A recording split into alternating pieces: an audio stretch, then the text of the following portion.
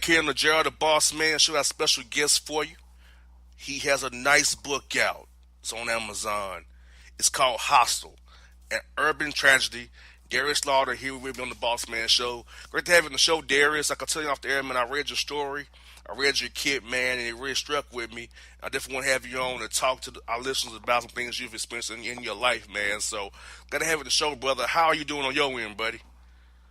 Man, I'm doing excellent, extraordinary, extravagant. I woke up this morning and I woke up free.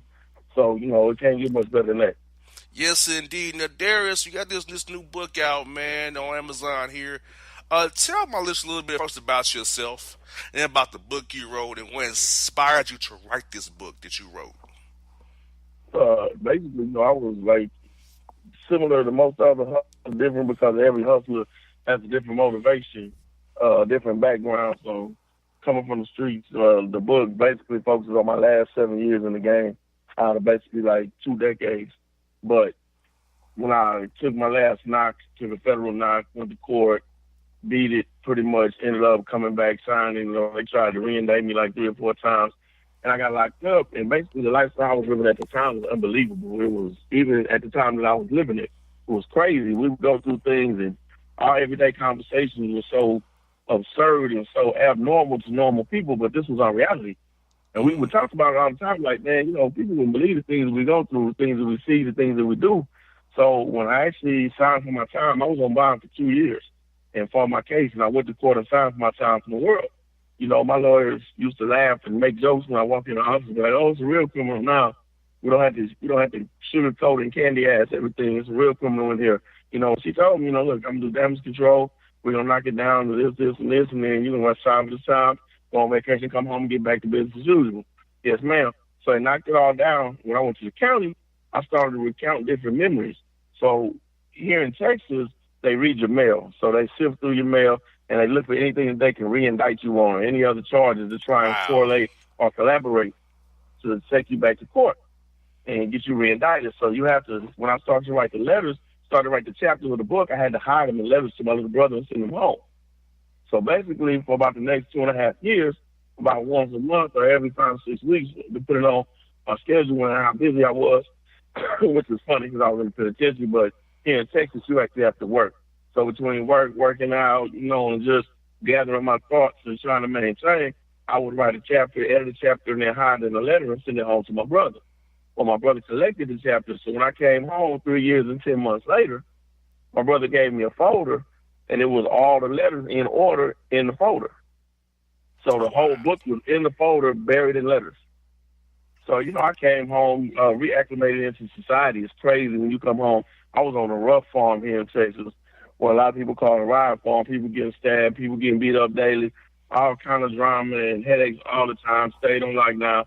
When I came home, it was a big change, the switch coming back to the world, trying to reacclimate into society, go get a job, have relationships, just wired down. So I went through some things and finally hit a point where I needed to go ahead and get back on feet. And I said, I'm going to go ahead and put this book out. Well, I was still on parole, so as soon as the book released, they blackballed it.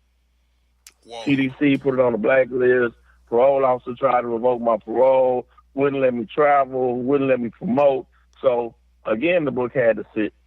About 1.5 years ago, hooked up with a gentleman by the name of Mr. Dave, put me on to a publicist, and she showed me how to get everything done the right way, and then got put on Pitchfork Media here recently and walked to the races. In the meantime, in between time, I talked to at-risk youth, I talked to decision makers, I talked to young adults, I talked to guys that just got out to let them know that, like right now I work for a corporation. I'm kind of into corporate. So I do a lot of stuff that they say that you can't do. And it was like that even when I was in the streets. They say, you can't do this, you can't do that, you can't make money, you can't go here, you can't go there. I was a fat kid. I never really got dependent on other people. I depended on myself. So every time you told me I couldn't, I always had to, just to prove to myself that I could. So in this case, you come home and say, oh, well, you can't get a job. Okay, got a job. Oh, if you get a job, you got to go do manual labor here and you got to go do this. And there's nothing wrong with doing manual labor, but I had a skill set that I had before I went in. So you're telling me that I can't apply my skill set to make $35 an hour, and you want me to go build pallets for 3 cents an hour? That makes no sense. Sure does. So, of course, had to work around. No, whatsoever. So I worked around the system, applied my skill set, Ended up on the corporate side, running clubs for a major corporation. Now I catch planes all the time. I catch a plane in the morning to go work. For all the people at CIAA, I will be in North Carolina. So, it's a beautiful thing to fight the system and win and set the example, because so many people that get locked up see the system and see the way the deck is stacked against them and come home and feel like they can't do anything else. Exactly. And you have to overcome that, man, because a lot of people just they take a bad incident and just let it overtake them. Like you gotta overcome that. You got to figure out the next move. When something bad happens to me, I try to figure out my next move. I don't ask why, because the why may not be for me to know. But how do I react to this bad thing happening to me? That's how I try to approach my staff. I try to tell when I go to talk to young kids myself, and try to show them the way, because a lot of young kids today want it easy. It's not easy. It's like I had asked to not have both my parents here with me who died of cancer. I didn't ask for that, but that's what I had to face, So it's like, can I let that affect my career negatively and not do my radio thing because I'm grieving for my parents? I need to take what happened, see if I can help others who have those diseases and overcome that, and help build and raise money as a tribute to my parents. So for you, come out of the penitentiary, beating the system, and now living your best life now, man, that's a hell of a thing to do. And we need more people like you to, share your story, because people need to hear stories of positivity and success, because success breeds success in my view, Darius. Definitely. And a lot of times, if I had to go back, of course I would go back. I would not mess with the snitch. There's certain females that I wouldn't mess with just because they were grimy and they were dirty. But overall, my life and the man that I am today is a product of my experiences. So it can't be all sunshine and rainbows, and then all of a sudden you expect to grow up and be strong. You're going to make mistakes. That's you. That's human. That's human nature. That's humanity. You're going to jump the wrong way at times. You're going to knock your head. But like you said, the recovery is what happens. How do you recover from that? How do you move on from that? Do you grow or do you fall? They say the pressure will mold you or fold you. I've been places that'll make most people curl up and die. I've seen it. I've seen grown men crying in wrecks, cutting their wrists, doing everything they can to go to psych ward because they just can't maintain.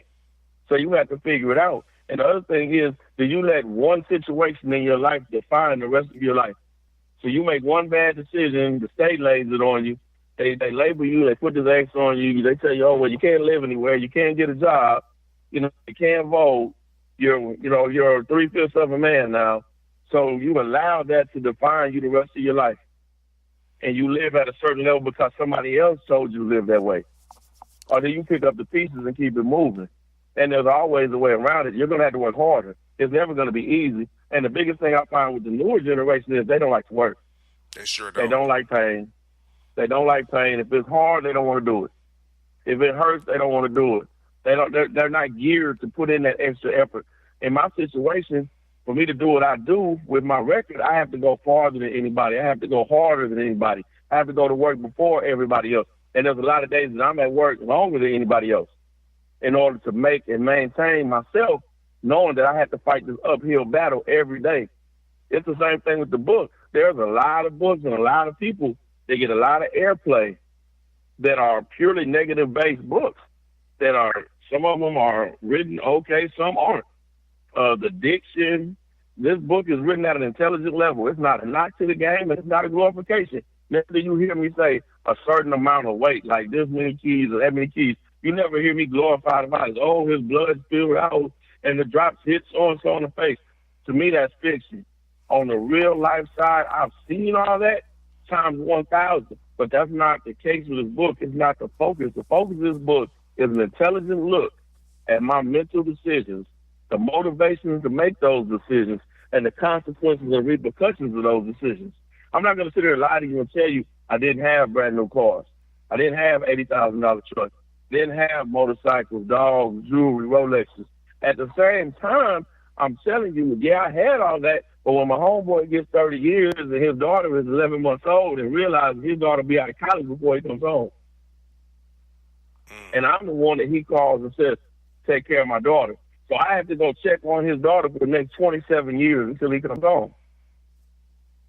I'm the person that his baby's mother calls. I'm the person that her grandmother calls when this little girl needs tennis shoes, when this little girl needs stuff for her ballet recital, when she needs to go and somebody needs to go pay for her piano lesson. Because daddy's never going to be there. Exactly. He's never going to be there. Now, add in the fact that her mom's junior. So when is she going to find Mr. Right? And will it be the second guy she dated after him or the 200th guy? So now you have all these different guys mixed in the equation who feel however they feel about the 6'2", tattooed bald guy coming in and out of the house, seeing her daughter on a regular basis, who have their own theories on life and what should and shouldn't happen. So you have a whole other Molotov cocktail that's mixed up and could be a recipe for a disaster just in me trying to keep my word to a comrade. Exactly, because, dudes are always cynical. Like, why is he over here? What's this about? It's on scene, right? And even if she breaks it down to a dude still may feel some kind of way about it, no matter what. It depends on how he's built, because if he's insecure, it'll never work. You got that right. Insecurity is the death of everybody. A lot of these guys, they do all this stuff trying to impress females, and the day they sign for the time, the same girl they were trying to impress is with their homeboy or their cousin or their brother. You got that right. I tell guys, the flip side for these guys, you go out here, you make all this street money, your baby mom, your girlfriend, you take her to the mall, you buy her clothes, you buy her Nikes, you buy her Timberlands, she gets her nails done, her hair done every week, but you don't put her through school. You don't tell her to go to school. You handcuff her. So then when you do take the knife, and in this game, in this street game, there's two exits. You either get a box or a sale. Mm-hmm. That's the only two ways you go. That's the only two ways. There's no 401k for a hustler. You got that right. So you're a box or a sale. I can count on one hand the hustlers I know that have successfully retired and not done time, not been shot, not been stabbed, and not had to go on the run for decades. And I'm 46 years old. I've been out here since I was 12. I know one who retired with $1.1 million and got out of the game. I know 3. And that was because one of them had a brilliant wife who he put through school, and she turned around after she got her business degree and actually paid attention and rolled all his money and legitimized all his business. If it wasn't for her, he'd been dead. Because he's a knucklehead. But his wife, he got the right one. She was brilliant. And she knew how to handle him and knew how to control him to the point it made him wire down and saved his life. But the majority, they take these girls, take them to the mall, buy them clothes, get their hair done, get their nails done.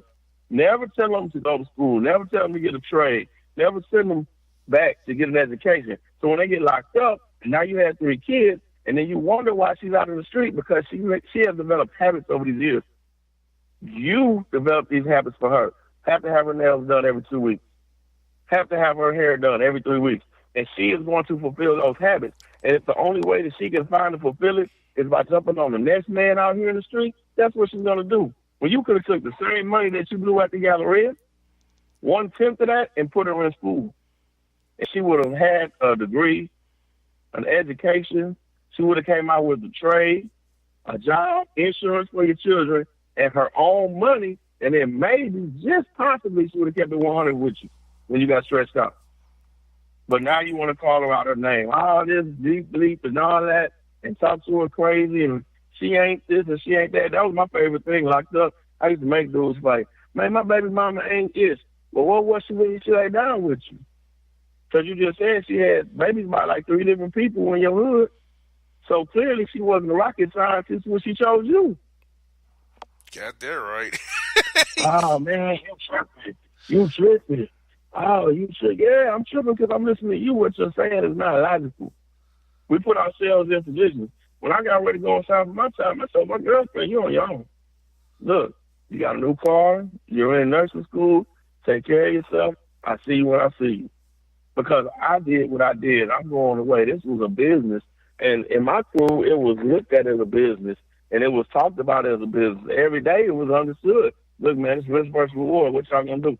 And we're going to get this money. Well, we all on the same page. It's understood. Let's go do what we do. But we know the consequences of what we're doing. As a grown man, the sad part is most of these kids don't know the consequences and repercussions of what they're doing. I They have agree. no clue. I can take any kid right now and ask him about the newest video game out and ask him, hey, what's the cheat code? How you do this? How you do that? 7, 8, 9, 10, 11 years old can tell me everything about it. I can go to the worst crime neighborhoods and see a little kid doing something and say, hey, you know how much time they going to give you for that? Nah, I don't care. Man, I don't care. I'm going to give me a Rolex. I'm going to give me some rims. And then in the state of Texas, they'll put you away at 12 and let you out at 25 like nothing happened. That's normal here. Mm. And for them, Texas it's has the biggest penitentiary. for them it's free labor for them though. To lock you up, it's free labor for them Yeah. since they make y'all work. Oh yeah, Texas. The federal government gives a stipend to every penitentiary for every inmate for every day. On top of the stipend, Texas is completely self-sufficient. They grow their own food, make their own clothes. Whatever it is your skill set is in the world is what they apply you to when you come in. They give you testing, ask you what certifications you have. Get your state certification shipped in for you. So if you're a welder in the world, you're a welder in TDCJ. If you're a diesel mechanic in the world, they will send you to a diesel shop in TDCJ. If you work Highline in the world, you will ride around as an S1 trustee, and you will work on Highlines all through TDCJ so that they don't have to call outside crews to do the labor. Damn.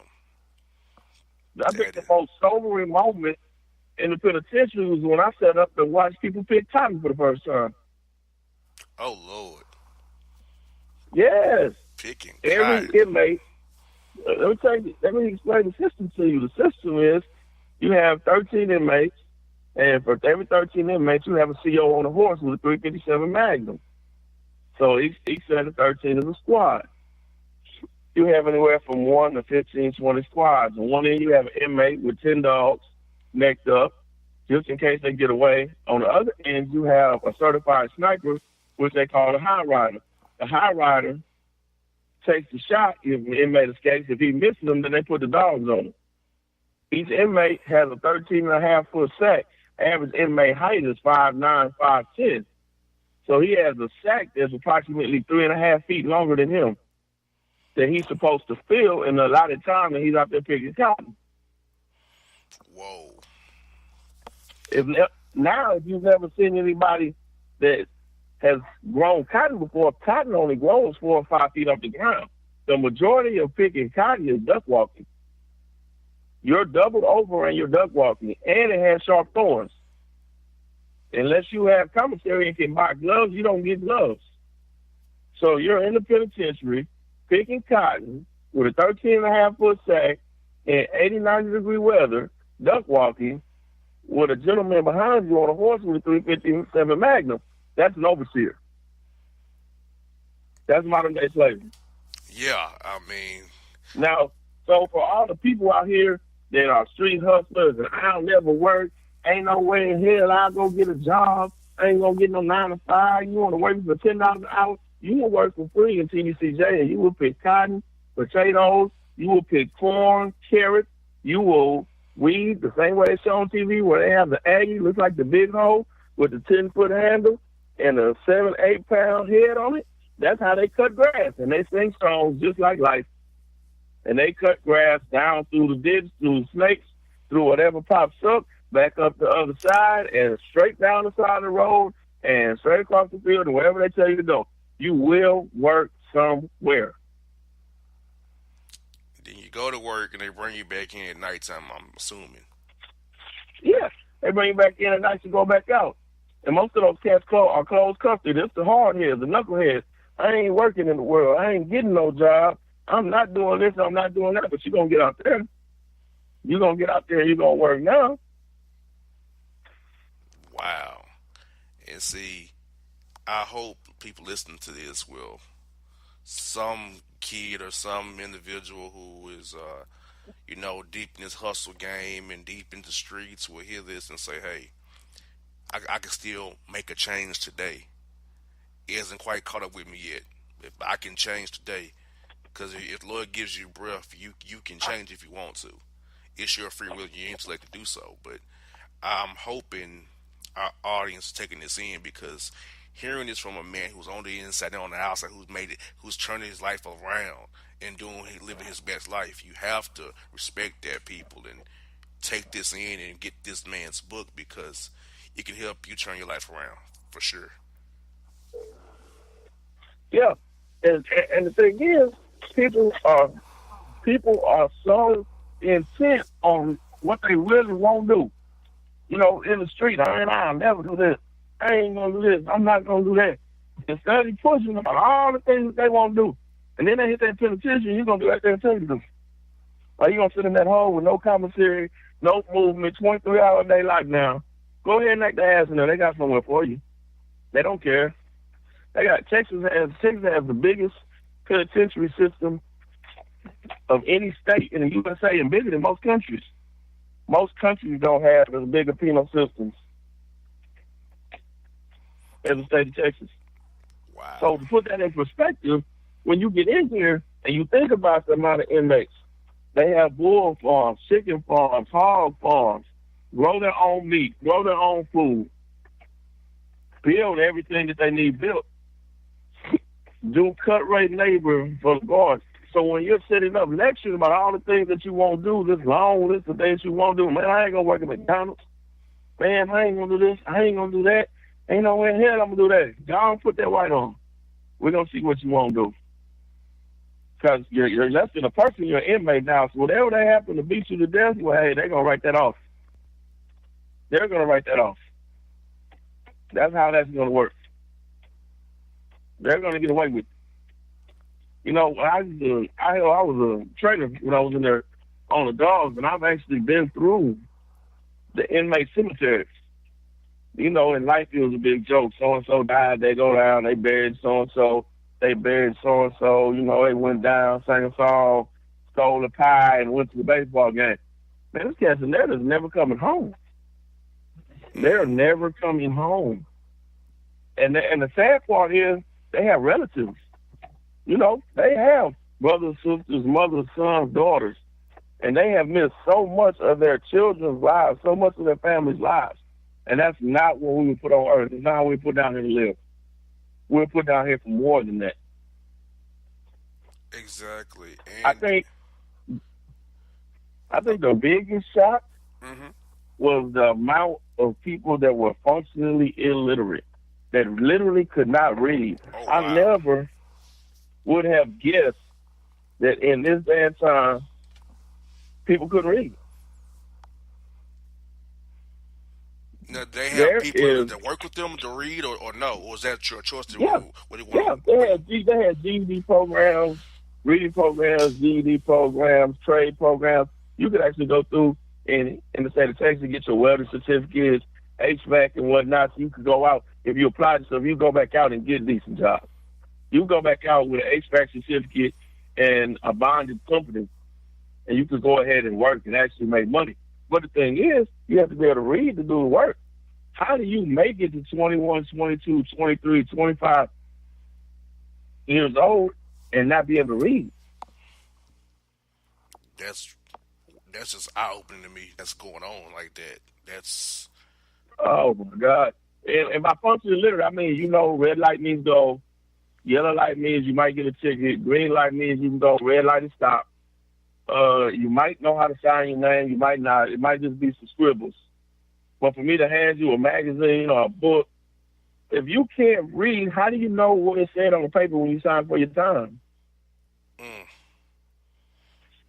That's sad, man. The amount of people, on the flip side of that, the amount of people that go to court and have court-appointed lawyers that don't realize that the court-appointed lawyer works for the state. Exactly. You have on $40,000 worth of jewelry, and you can't afford a real lawyer. How does that work out? Because the court-appointed works for the state. His sole job is to ensure that the docket moves smoothly and quickly. His job is to make sure the docket runs. To get you in and out of court. He's going to tell you whatever he has to tell you to put your name on that bottom line to help you move through. Exactly. And you know what's so crazy about it? Jay, Monique, and I do a segment together, and we discussed. You did a story about the dude who punched his lawyer, who got 47 years and punched his lawyer in the face. Did you hear about that story? Yeah. Yeah. So I said during the segment, you got to realize the public defenders, the court clerks, the judge, the DA prosecutors, they all boys. They go out on Friday nights together. Yep. So yes, they do. So they're all working on a team, and you just like the pawn in their game. So that was my whole analysis and my rant about that story when she brought it up to me in that segment. And hearing what you said is so true, because when you got a public defender or a county lawyer, that's all within the system. They all work together. Yep. They go out for cocktails after Friday nights, after court ends, session ends, and you just after they give you 40 years. After you serve for 40 years, they all go to happy hour, go to brunch. Mm-hmm. So them is just like playing Monopoly. It's just real life Monopoly. Do not pass go. Do not collect $200. You got 10 years. You'll do probably anywhere from 3 to 7. When you come home, you go to parole. Depending on if you pay crime stoppers or not, you'll pay between $18 and $200 a month, plus your UA fees. It's all about money at the end of the day. But the thing is, we keep volunteering ourselves to jump into the system. And once they get you, they got you.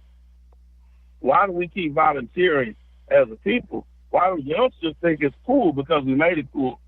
Because we make every dude on a rap song talking about he's shooting somebody cool. But he never talks about his homeboy that got 55 years for murder. And he's never coming home. He never talks about his boy got 45 ag. So for ag time in Texas means you had to do 3/4. So when he gets that 45 ag, he's pulling 38. He's pulling 38 long.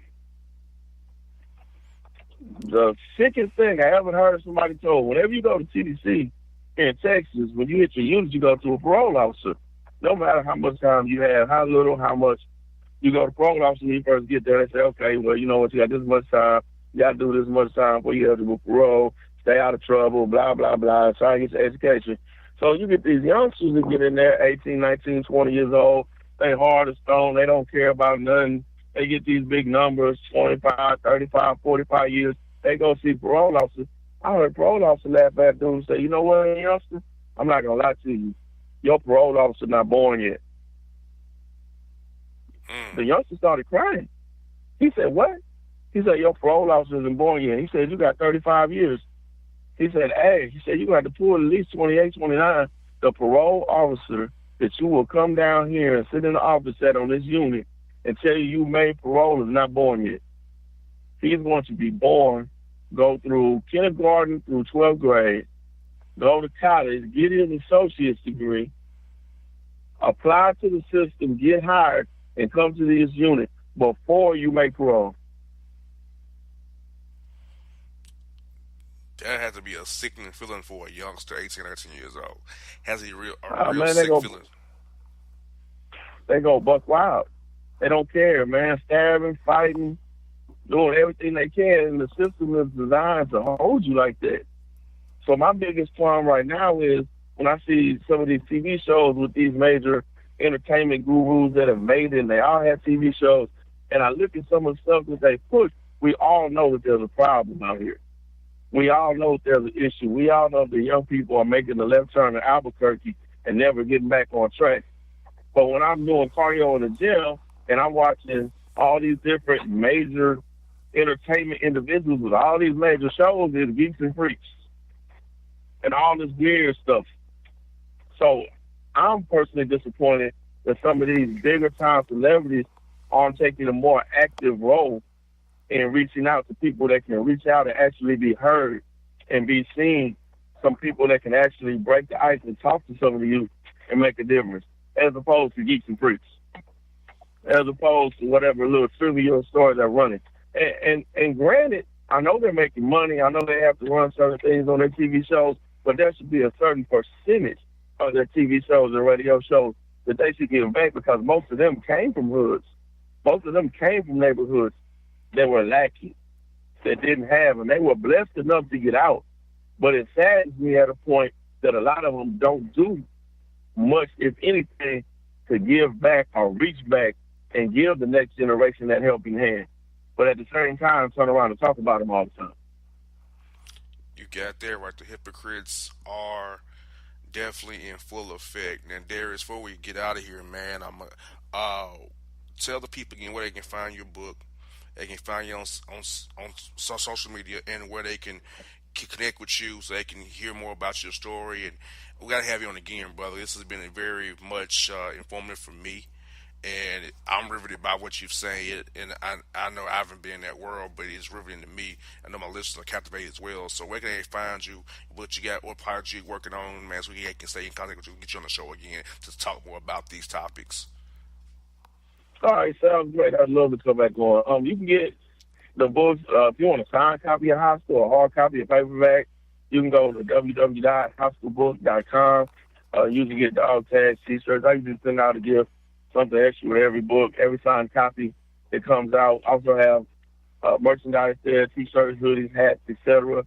On Amazon, you can get the hard copy book as far as the paperback. You can also get the copy of the ebook on Amazon. So it's under Hostile, an Urban Tragedy. Also working on an audiobook. We'll have an audiobook within the next 4 weeks, so that'll be loaded up for people on the run, people that are always constantly moving, busy. So you can just plug in and get what you need out of the dose. The next project out will be Hostile Part 2, Homecoming, which is actually pretty much when I made parole, headaches and heartaches, the application is getting ready to come home, different people popping up that have been missing for years and years, or what we call the IPO, the initial public offering, when everybody that disappeared and didn't care finally finds out you made parole and come flying back trying to write you letters and come see you and act silly. And the headaches and heartaches after you come home, readjustment and getting back in and bad relationships, the whole nine. On social media, you can find me on Facebook at Hostile Book, Instagram at Hostile Book. For those that don't know, my service dog Doom, big old red pit bull, goes everywhere with me. He also has an Instagram, shows his workouts and different things that we do with him and my other female. So that is at Hostile Doom. So everything is pretty much at Hostile. You can catch us. We have a lot of exciting things coming up. We have a old school promo truck that we're building, a 76 International Scout Hunter. So it's like a bionic Jeep. So we'll be building that and wrapping it. That'll be the Hostile Mobile. We'll be all over the country this year. And just looking forward to getting out, meeting people, talking to some children, talking to some adults, talking to some decision makers, and hopefully re-engineer some of these programs so they actually work, as opposed to just throwing money down the tubes and saying we tried. Yes, indeed. Well, Darius, great to have you, my brother. We got to do it again real soon, man. Hold down in Texas, man. I was just in Houston on Monday with the Atlanta Hawks, so I enjoy coming to Texas. Always a good time to stop through there, man. But we'll God catch up again real soon, brother. He did a great job. Thank you again. All right. I appreciate you. Have a great night. You too, folks. It's Darius Slaughter here on the Bossman Show. Get his book, Hostile. Get it now on Amazon, and check him out on social media as well. We are out.